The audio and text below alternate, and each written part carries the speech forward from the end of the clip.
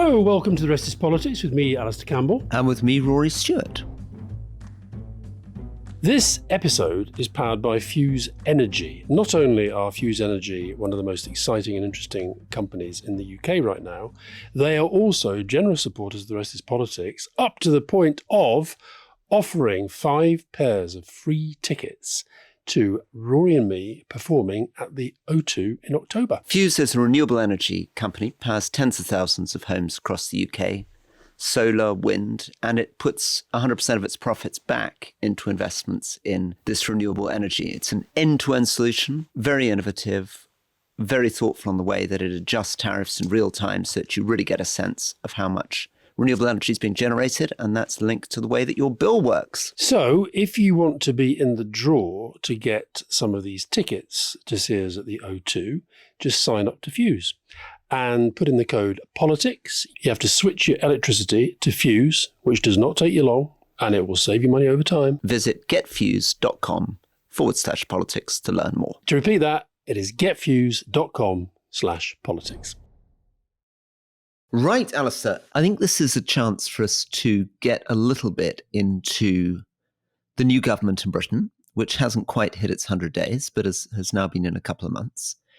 Talk about the Grenfell report, so the report on the horrible tragedy in which 72 people died in 2017. Talk about the water industry and some of the things they're trying to do to sort out the big problems in the UK water industry, some of the comments about healthcare, and all of this leading into a budget. And then later we'll talk about Michel Barnier and China. But before we get onto that, Alistair, I'm going to appeal to your non-tribal side, ask you to tell us what you think's been going well and less well in the last 60 days of our new government. Non-tribal, okay.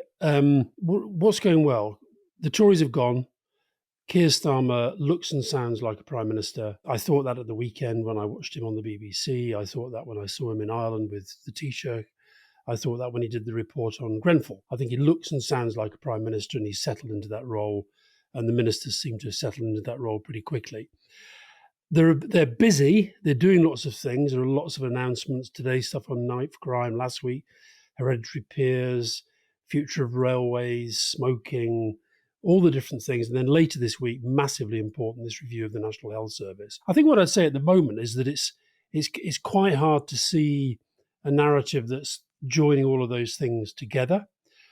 I think in large part because of the riots, even though, again, I thought it looked and sounded like a prime minister and handled the riots well, I think that did sort of destroy any sense of a honeymoon period where they were going to really, get a lot of wind in their sails and a lot of credit in the bank and really look like a government that was kind of motoring. And so you've had a King's Speech, which they're now starting to roll out.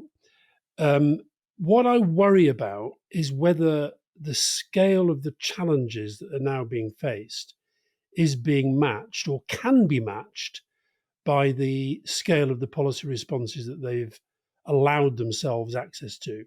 So, for example, you mentioned the budget. When the budget comes, they clearly are saying that the mess is worse. The mess we've inherited is worse than we thought it would be. Tough choices. They've already made a tough choice. They can have a big rebellion this week, probably, on the winter fuel payments, taking those away from all pensioners. So that and they've decided that's a fight they feel they have to win. Keir Starmer, one of the lines in his interview over the weekend was, we're kind of prepared to be unpopular. Now, my experience of government, it's possible to do unpopular things, but stay popular, provided that you are giving people this very, very clear sense of direction about where you're going. And I think the budget, there's a real risk that the budget becomes defined as a kind of Labour version of austerity. I think they've really, really, really got to be careful about that. Yeah, that's right. How non-tribal was that? That was very non-tribal. That was a huge, many points for non-tribal. Will Hutton, who we've talked about a bit, who's also somebody who has to struggle sometimes to be non-tribal, said at the end of a recent article in The Guardian that he's very much focused on making sure that the government doesn't come across as sort of austerity light. And that's something that I've been worried about for some time. It's something that you can see the SNP is slightly leaning into in their criticisms of Labour in Scotland for very understandable reasons. Keir Starmer and Rachel Reeves ruled out tax rises and talking about growth. But as we pointed out many, many times before the election, that implicitly assumes that they're going to have to cut public spending in order to meet their targets on borrowing. And the problem that you've just pointed to is that there are huge issues. They're not all about spending, but a lot of them are about underinvestment in public services. And the challenge is going to be, how are they going to get on top of those things? Let's take, before we get on to Grenfell, let's take the water industry. So fundamentally, the problem in Britain is that we've not invested properly in the water industry for many, many years. And the result of that is that we are in real danger of facing shortages of drinking water. And that's partly because we use drinking water for things like washing our cars and watering our gardens rather than focusing on using drinking water for drinking it. We have a real problem with our sewage system, a lot of inappropriate stuff going into our sewage.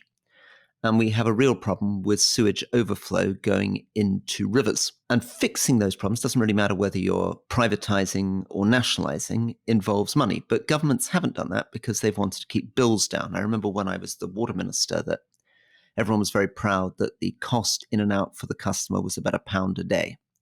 And that seemed to be the big thing when the water regulator looked at pricing on water. What they cared about was keeping costs down for customers, not putting the costs up in order to make these big, big multi-tens of billions investments in really sorting out the water industry. So let's take that as a little example. How would a responsible government deal with a problem where there's a cost of living crisis, people feel short of cash, but on the other hand, we know that over the next 10, 20 years, unless we start putting a lot of money into our water infrastructure, we're going to be short of water and our rivers are going to get more and more disgusting and more polluted. That's one of the things I had in mind when I talked about the scale of the challenge up against the policy levers that they've said they're going to use. So, I mean, you say it doesn't really matter whether it's nationalised or privatised. I think most people would accept that water has been the least effective privatisation. I think water and railways are the two that the public feel have just been absolute disasters. Water companies getting very, very wealthy, lots of money for shareholders, massive salaries, and the quality of the service just simply not up to scratch. And you probably would have to look at some kind of new funding model. Some of the numbers that people are looking at in relation to what government, if government was to put in the investment that we're talking about, you're talking again about sums of money currently unaffordable. When we talk about housing in relation to, let's just, now go to Grenfell. So I would argue that the Grenfell disaster, tragedy, call it what you will, I think you have to acknowledge that austerity played a role in that. Austerity and also the kind of obsession, which we still have, by the way, of talking about red tape. All regulation is bad. I don't know if you read the full report, Rory. It is utterly horrific, the extent to which the local government, national government, these companies which are still making loads and loads and loads of money out of the same business. And what you see is a kind of, as the inquiry chairman said, that this was not just incompetence, it was dishonesty and it was greed. And then along comes a public inquiry, and Keir Starmer stands up, does a perfectly good job in saying it's terrible. Rishi Sunak stands up and says it's terrible. And they all do that thing of saying, we'll have to learn the lessons and make sure it doesn't happen again. I was checking out some of the other inquiries. And here's the thing about public inquiries. The Lampard inquiry is on today about mental health failings in Essex. You've got the COVID inquiry continuing. I heard an interview yesterday with the chap who did the Alderhay inquiry, which was when children's organs were being misused.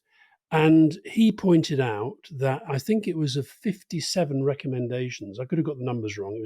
But it was several dozen recommendations. Only 4 have been implemented. And this is what I mean about whether this is a kind of failing of our state infrastructure. Charlie Faulkner, the former Justice Secretary, he made the point that these inquiries, when they're running, they have enormous power. They can summon ministers. They can put cabinet ministers absolutely through the ringer. They can put permanent secretaries through the ringer.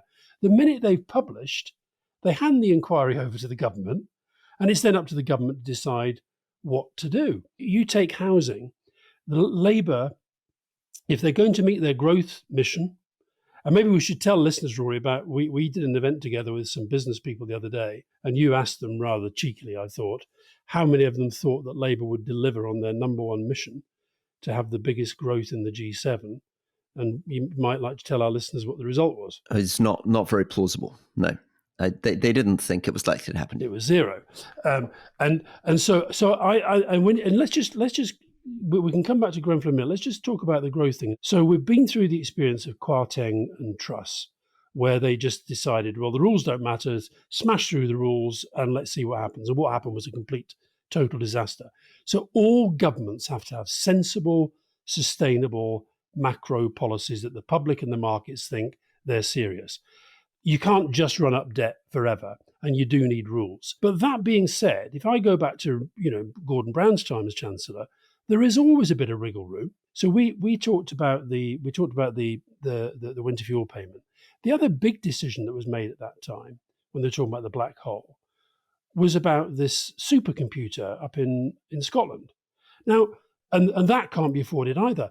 But that surely would fall under investment, and you can borrow to invest. Yeah. And that's what I think we need to hear about in the budget. No, but that's right. That's right. So I think where it is a bit worrying, even within the framework of being sympathetic to the new government, is that sense that maybe less on salaries for nurses and teachers, because I think people feel that those bits of the public sector, people deserve to be paid more. But things like putting up rail workers' salaries by 16%, when that wasn't a union that was very friendly towards Labour, and at the same time cutting down on investment promises on things like supercomputers, looks strange. But I think there's a bigger thing maybe at the back of this, which is in order to really run public services in the way that Britain wants, yes, there's a question of reform, but there are also some very, very basic questions around money. And, we pointed to them in terms of water. And Paul Johnson from the IFS has very much been saying that there's no other country at the moment in the world that tries to run generous public services in the way that Britain does without raising significant taxes on people on middle and low incomes. Britain is an outlier not in its taxes on people on high incomes. It's an outlier that over the last 15 years, the tax burden on lower and middle incomes, which is where most of the revenue of the government inevitably comes from, has been reduced. So if you were just forgetting about the election, logically, the Labour government in the budget should be saying, listen, we want to run decent public services. And our only way that we're going to be able to do that is by raising either VAT or income tax on median earners. Which they've emphatically ruled out. But is there no way that they can say, listen, the situation is so much worse than we thought, and we really need to do this? And I know this is going to be unpopular, and I know people will say we're going back on our word, but really there's no alternative. Because my fear is if they don't do that, they're simply not going to be able to deliver what people expect in public services. So you are strongly advocating an even more dramatic version of the Australian Albanese strategy of... Yeah, remind people of that strategy. So he essentially promised not to follow the tax plans of his predecessor, but then brought in some pretty hefty taxes, particularly on the well-off. And I think the mood music around the tax debate is that if there are going to be tax rises, they will be more focused on the well-off. I think that would politically be very, very difficult to do what you're suggesting. Really difficult. But it might pay off if people felt that in 4 years' time, when the next election happened, public services had significantly improved. I mean, is there not a possibility? Before that, do you think Labour have won or are winning the argument about the economy and the public finances being worse than they expected? This £22 billion black hole. Do you think they're winning that argument? I think they're definitely winning the argument that we're in a mess. I think there are two things that I'd like to see, but maybe I'm being naive about this. One of them is they need to become crisper and clearer about what it is that the Conservatives did wrong, because they're a bit vague about that. There's sometimes they seem to be saying it's basically that the Conservatives are kind of nasty and incompetent. it would be good to see a real analysis of what they did wrong. In 2010, unfairly, from your point of view, but very clearly, the Conservatives in 2010 defined what they thought Labour had done wrong. There have been these specific projects that they say were not accounted for, and they've had support from that from within the Treasury and the OBR. I think the 2010 example is interesting for all sorts of reasons. I mean, but to me it's a good example. This is why Labour have to be so careful about this Labour version of austerity attack, because Osborne's austerity strategy was very, very deliberate. He used the fiscal rules and his political motivations to have a political strategy because he wanted a smaller government, he wanted lower taxes, he wanted lower spending. And but that's I guess, what I mean Alistair, about you can do unpopular things if you are explaining and you build an argument. Now, I think he got away with murder in terms of the argument.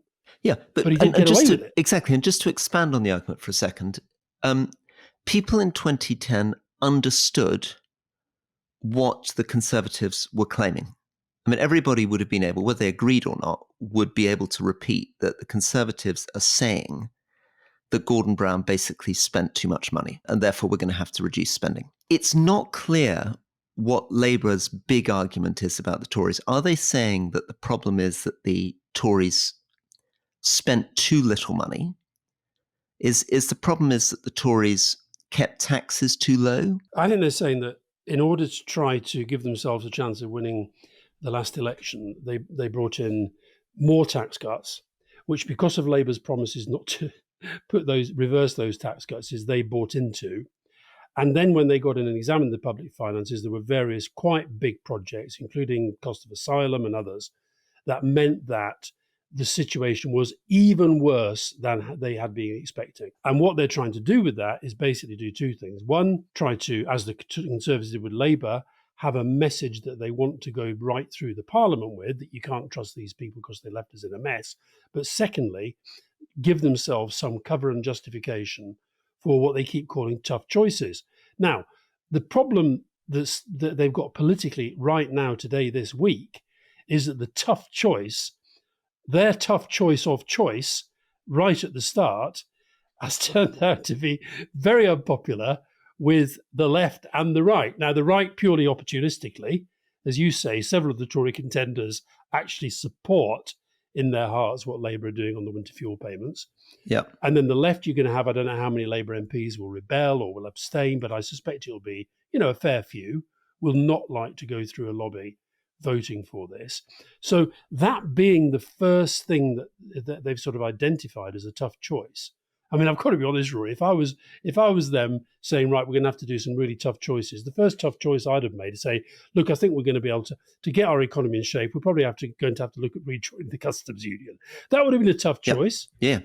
But they could definitely have won an argument for that. They definitely could have won an argument for that.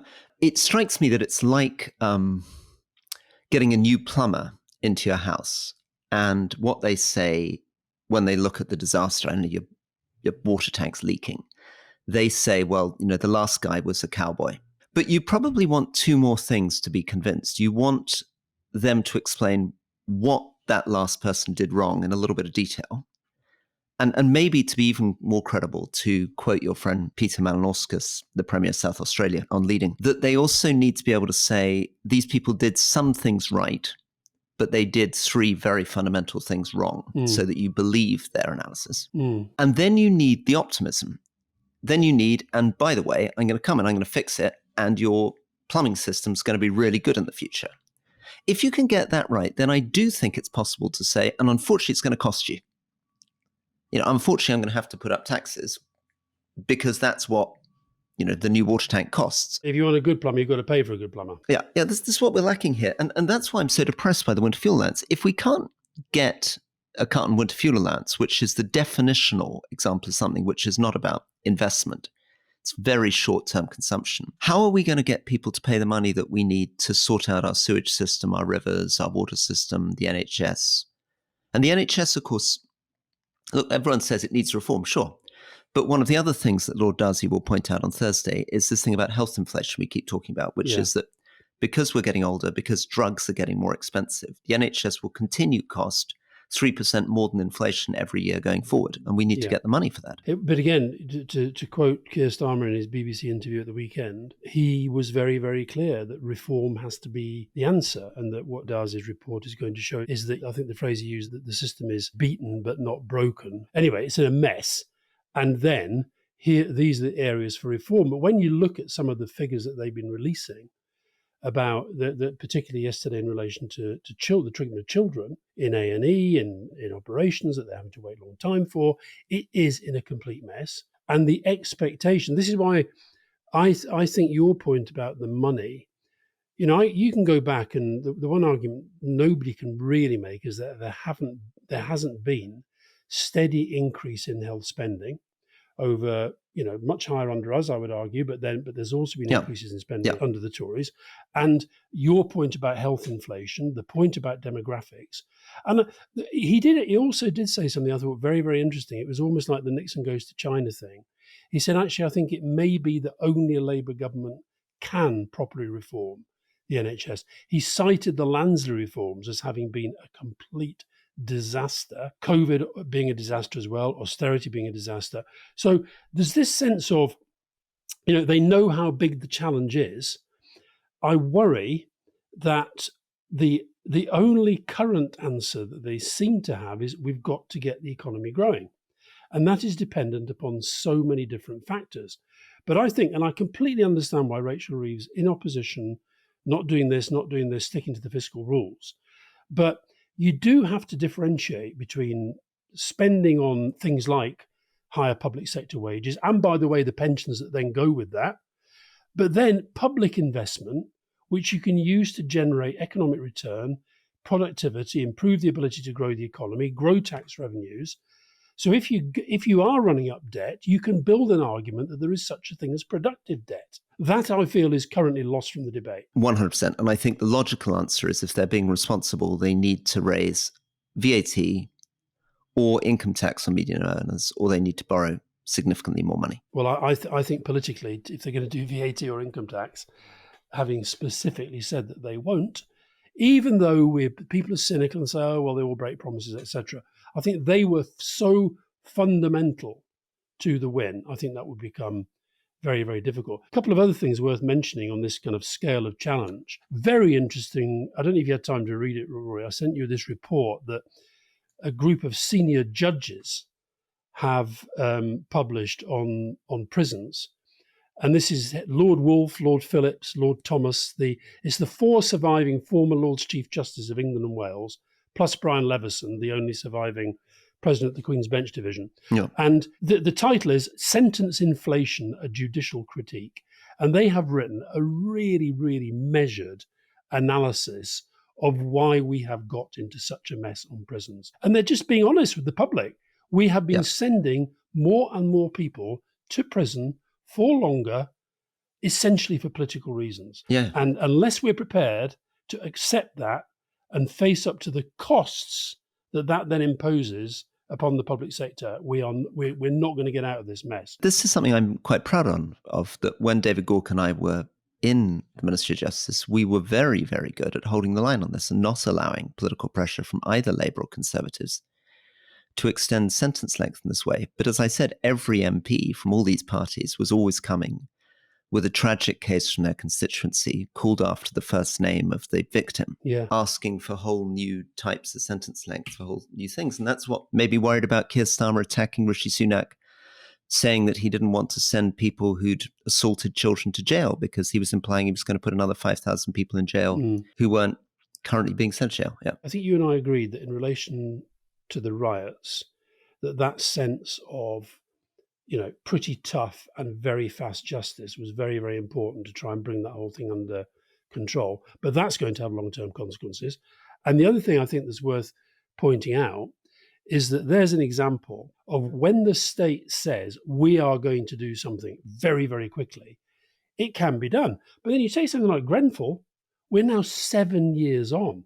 And one of the points that comes through the Grenfell report is this sense, they talk about this elitist council and also a government that didn't really care or cared less because these were homes for poorer people. Yeah, I think we should do some serious stuff on Grenfell. I've staggered through the report. It's the second report. The first one came out at the end of 2019, which was looking at the immediate moments of the fire. And now we're stepping back into the question of how we ended up with flammable cladding being put on the side of this building has now come out. I thought it was really interesting. Like you, I've read the report. It's a long report and it takes a lot of time. And there's a fascinating gap between what the report says and the way that people think about the report and the way people have reported it. So as you'll remember, the first response, because the people who really, and I remember turning up at Grenfell just after the fire and seeing the incredible work being done by local community organizations and churches and others to provide shelter for the survivors, and this sense of this thing that had gone up like a Roman candle with some of the poorest and most vulnerable people in London suffering. So there was a lot of early, very, very politicized reporting saying that this was largely a result of austerity and the government's deregulation agenda. That is emphatically not what this second phase report says. Very little of the 1,700 pages is devoted to that.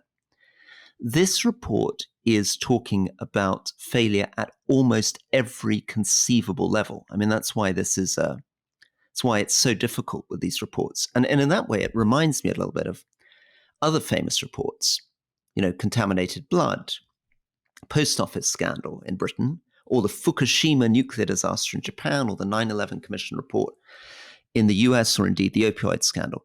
What happens when you begin to look at how our democracies get things wrong?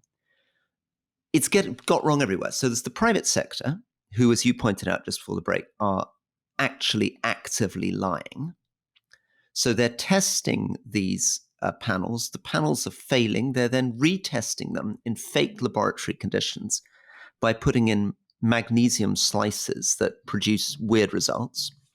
They're concealing the fact that they've failed tested. They're implying that they've got approval they haven't got. Then, after Arconic and Kingspan and Celotex have been dishonest, and it's amazing to see a judge literally just name these companies and say they've lied. 5 more organizations, which are supposed to be checking them, the BBA, the LABC, the NHBC, the BRC, and the UKAS, all of which completely failed to do their job on doing the checking on these panels. Then you've got, as you said, this relationship between the Royal Borough of Kensington and Chelsea and their Tenants Management Office, where the Tenants Management Office fails to disclose failures on fire safety check up to the Royal Borough of Kensington and Chelsea. Then you've got the government itself, the Department of Communities, local government, where you've got a junior official, very junior official, responsible for this stuff, who doesn't report up to his bosses, and the bosses take no interest in what he's doing. Put it all together, yes, you could say that what we need is more regulation, but as in most of these cases, there's regulation everywhere. The problem is nobody's actually following the rules. The architects can't be bothered. Nobody takes any responsibility. I think that's where the story of austerity is a big part of this. It's true that he doesn't sort of, quotes, blame austerity, but I think going through the whole thing is a sense that the combination of lack of capacity meant that the regulations that do exist, it was far too easy for these companies that he rightly absolutely slams to get round systems, frankly, with government and local government colluding with them in so doing. And so when you, I mean, and it's true that the biggest criticism is for the people who made the cladding on the building. And he talks about systematic dishonesty, deliberate and sustained strategies to manipulate, to misrepresent, and to mislead. And as you say, it goes through them one by one.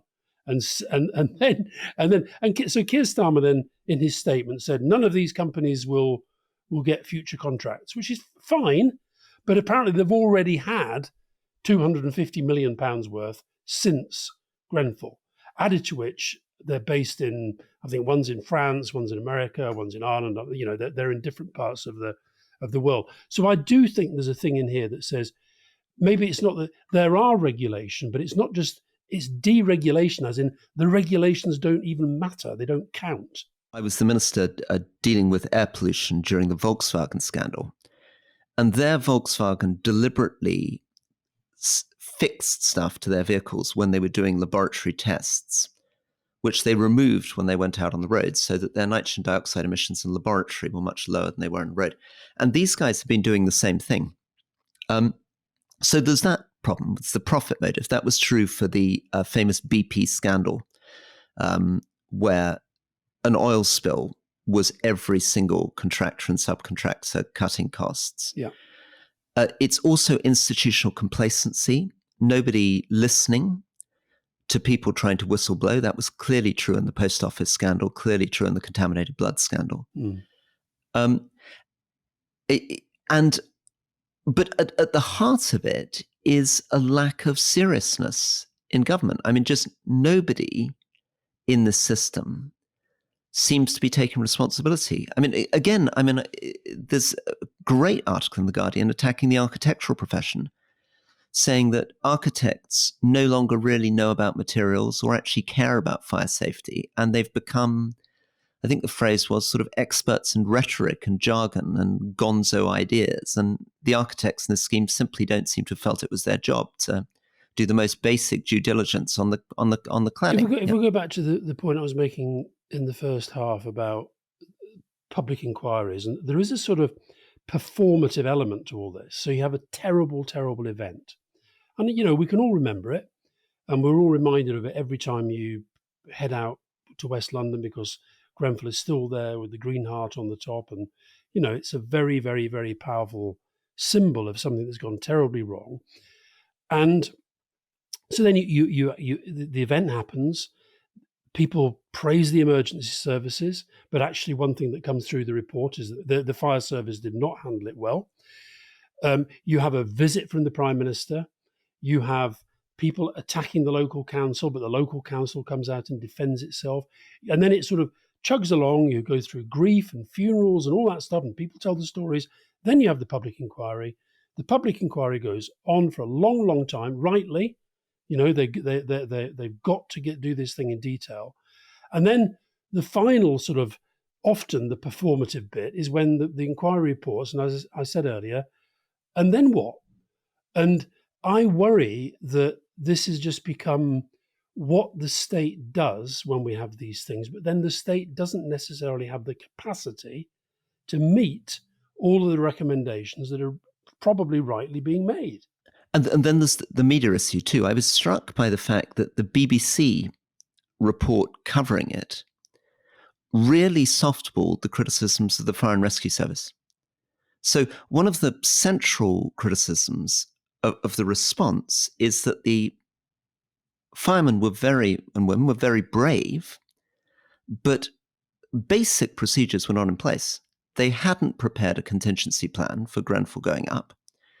There wasn't proper thought about when to change the stay put advice. So very sadly, people were told to stay put in their apartments when they should have been leaving. They hadn't kept up to date on fires happening in other parts of the world. There seemed to be a real lack of curiosity and professional improvement and working out that this stuff could happen. There was a real lack of initiative on the ground. So one of the recommendations that have come out of this is about the setting up of a fire and rescue college where you would provide proper professional training, particularly at the mid-senior levels for people responding to this. But we haven't seen, sadly, with Angela Rayner's response, her coming out saying that she's going to do this. And we've also haven't seen the media really leaning into this. I mean, I think that's one of the... I wonder how many journalists have actually read this report. I mean, I remember feeling this during COVID. I talked to one of the most famous BBC journalists who were right at the heart of the COVID reporting and realized quite quickly into the conversation they simply were not on top of the details. They were too busy to cover the details. So yeah, because what happens on, and I've been the subject of public inquiries and seen how these things get reported, is that there's a desperation to get your hands on the report, then to decide very, very quickly what the line is. I go back onto this thing about performative. It's almost like it's like a show that they are waving the report. Here's the summary. Here's the press conference with the guy who's published this report. Here's the response in Parliament. I mean, that was just a few days ago, but then it just goes away. It goes away. And I do think there's something very, very um, so fleeting about these things now. I think that I mentioned when we were talking about prisons, about one of the people who's put his name to this report that I mentioned on prisons, Lord Wolfe. I can remember the Wolfe report in 1991. I think it was 1991. That was Yeah. It after the was on Strange period. prisons. Yes, absolutely. People talked about it for days. Documentaries got made about it. Yeah. You know, we sort of, these things come along, big bad moment, public inquiry, and then where does it go? And added to which, of course, the other thing that this puts Labour in a difficult position is that, and perhaps this is why Angela Rayner is being cautious, I don't know, but if housing is going to be their big thing to get the economy growing, and they then come up with stuff that the housing industry, the construction industry, feels is going to make it harder for them, that becomes a bit of a bind. It is where goals clash. Final thing before we move on to China, I think before one gets too pessimistic, because it's easy looking at all these scandals around the world to conclude that the cultural problems in modern bureaucracies are almost impossible to overcome. There are examples. Sweden really improved its safety culture. Bits of Japanese industry really improved. Singapore, as we've talked about, did amazing progress on corruption. I mean, I think it is possible to feel that if a government really wanted to say, we want to be more serious, we want to give more of a priority to safety and not just put all the emphasis on cutting costs. We're going to listen to whistleblowers. We're going to push for a culture of continuous improvement. You can, almost from the leadership example from the top, create a more serious, more responsible government. And it'd be nice to see that happening. Alastair, moving on to China, you were very interested in the China-Africa summit, which has just finished. Yeah, and partly because I didn't really see that much about it in a lot of Western media, but I thought it was a really pretty big deal. So more heads of state and government from Africa went to this than are intending to go to the United Nations General Assembly. Xi Jinping literally put out the red carpet, greeted them. The outcome was over $50 billion more support. Billboards of welcome all over Beijing with the pictures of these African leaders up there. Only Eswatini, that was the only country from Africa excluded, and that is because they have diplomatic relations with Taiwan. Right. And there was also more in military aid. There was just big partnership stuff. And I think that at the same time, the other thing that caught my eye in relation to China this week, and I know you want to talk about minerals, but the other thing that caught my eye was a survey done by what's called, it's now called the Yusof Ishak Institute. It used to be called the Institute for the Southeast Asian Studies, and Yusof Ishak was the first president of Singapore. It's now named after him. And what this does is it analyzes the opinions of particularly opinion formers, academics, think tanks, politicians, non-profits, editors, all the big organizations. And for the first time ever, respondents, in answer to the question about whether China or the United States matters more, have narrowly gone for China. And I think we should just, we've got an interview coming up with Anne Applebaum, and she's written this book about the Autocracy Inc. And I think sometimes because China are maybe a lot more subtle about a lot of the stuff that they do, we underestimate the power and the reach and the impact of all the different diplomatic and economic stuff that they do. And this is very much when you see, so this is Africa, that study's about Southeast Asia. But for example, the number of these Southeast Asian countries who says that they have become less warm to America and more warm towards China, partly for economic, but also a lot of them talk about Gaza. In relation to Africa, if you see the votes, the way that African nations have been voting in some of the big difficult issues in the United Nations, China has been able to pull more of them over. as a result, in part, I would argue, because of this long-term economic relationship that they've been developing, and of which this summit is the latest chapter. So I'm talking to you from the States. I'm here at Yale, and these themes are very, very raw in the US at the moment. I'm about to go to teach a class on middle powers, and another class next week, which is on the rise of challenges to the US. And when I was discussing this at a big conference with, very senior ex and current US foreign policy people, people became very, very angry when I tried to suggest that in Southeast Asia, there were people who were not going to line up necessarily with the US against China. And of course, the US is very cheered up at the moment by the really significant problems in the Chinese economy. So, Chinese economy is in real trouble. We can talk about that a bit more. But what you've put your finger on is a paradox, which is that there isn't a direct relationship between the slowing of Chinese growth and the loss of Chinese influence. In fact, in some ways, China's economic challenges are leading it to lean ever more heavily into building relationships in places like Africa, partly because as the US leads a move to decouple and de-risk and disengage from China, China's looking for partners elsewhere in the world. So Africa's an obvious place where they're hoping that they're going to be able to get, as you said, critical minerals and resources, but also markets for Chinese goods, also labor for Chinese factories. But as they look at where they're going to put their electric vehicles, and almost all that's left for the Chinese economy now at the moment, which is really working for them, is export. And they're really hoping that they can get export of electric vehicles. And there's 110% tariffs now imposed by the US against Chinese electric vehicles.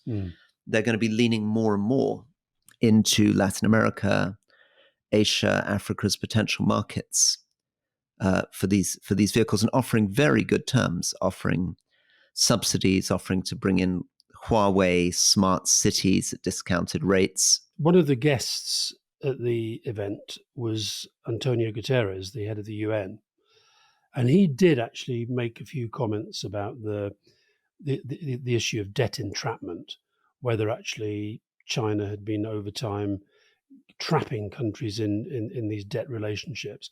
And there have been complaints about that. But at the same time, when you read some of the comments of some of the African leaders and foreign ministers who were there, they're kind of they seem willing to suck it up because they feel there is an ongoing economic and political investment in them. And I think when you tie that to I thought quite startling findings in that survey done by the old Southeast Asian Studies Institute, because you've got countries there that I think America would feel were just kind of automatically theirs, as it were. And you just have to. I think it's just important to reflect that there is a change going on there.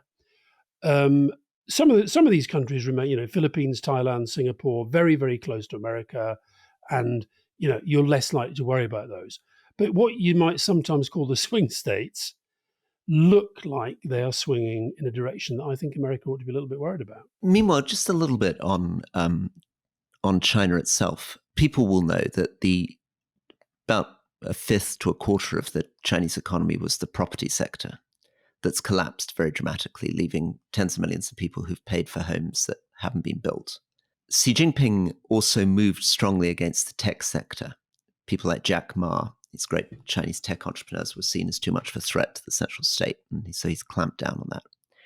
He's also clamped down on the financial sector.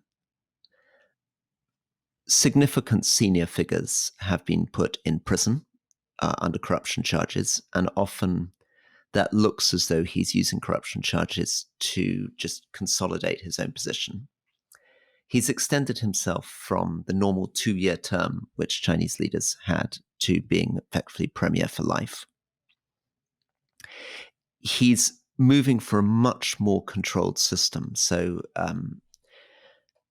data coming out of China, this was something I think that we were sharing this morning, and we will share on the From The program Economist. notes. Yeah, which The Economist wrote a good piece on how They've the done a data coming out of China. really big number on sort of China disinformation on the economy. Yeah, less and less reliable, but also connected to that was the fact that there are fewer foreigners than in China. Many of them left during COVID and haven't returned. The universities now in China are much less open. Journalists now, international journalists, are accompanied around much more closely. People are much more careful about what they say to them. So there's a sense that Xi Jinping is becoming more defensive, more controlling. A loss of the very, very big international firms have massively slowed their investment in China. The Chinese government's state-owned enterprises are having to get rid of some of their international investments to try to shore up their economy. Unemployment is a big problem. Maybe 46% youth underemployment, because a lot of people not searching for jobs. And then how is this interpreted? So if you're a critic of Xi Jinping, you say, well, okay, this is mismanagement by Xi Jinping. That's why the middle class is suffering. That's why the working class is suffering in China. But if you're watching Chinese state television or going online, you hear that the reason why the Chinese economy is in trouble is that the US doesn't want China to rise. That it's deliberate policy of the US to kind of undercut and undermine China's rise. And that, of course, feeds nationalism and increases some of the security risks around the world. If China really begins to get into a cycle of convincing itself that the US is its major enemy, trying to prevent it from rising, it then draws closer to the North Koreas, the Irans, the Russias of this world. Don't forget, the other thing, Rory, that's worth, maybe this is a good point actually to mention, that our latest leading interview is with Audrey Tang, who's the first Taiwanese politician that we've interviewed, who was fascinating about the role of tech in the way that they've regained trust in politics in Taiwan. Quite actually confident, I sense quite confident that she feels that China isn't about to make a move anytime soon, but we shall see. But the other point you're speaking to there in connection to Russia, Rory, is that again, I said earlier that the Chinese sometimes may be more subtle, or they do things that get less attention because Putin is so kind of, upfront about a lot of this stuff, invading countries, all the information wars, wiping people out in foreign parts and so forth. But the Chinese do a bit of that, quite a lot of that as well. The increase in support in some and the decline in support for America and others, a lot of it will be to do with information wars they're putting a lot of money into that stuff as well. And just to give you some of the figures, Roy, so Laos, 30 percentage point decline.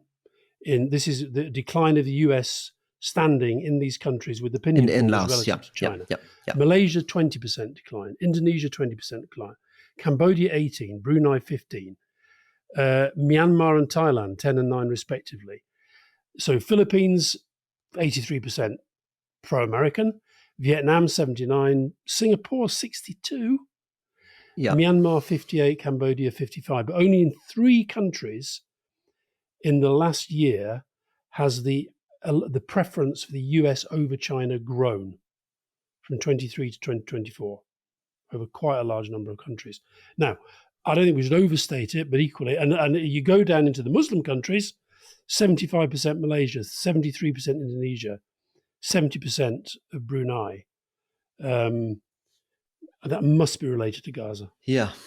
I mean, there's an ex-British diplomat called Matthew Henderson who's been writing a lot about China. And his point is that he thinks China is in danger of becoming its own worst enemy, that there's something, it's not quite that it's setting out to become more of a spoiler, but that because of the internal policies that Xi Jinping is now pursuing, because of the rather awkward relationships that China is maintaining with Russia, North Korea, and Iran, it's at risk of being driven down a more and more dangerous path.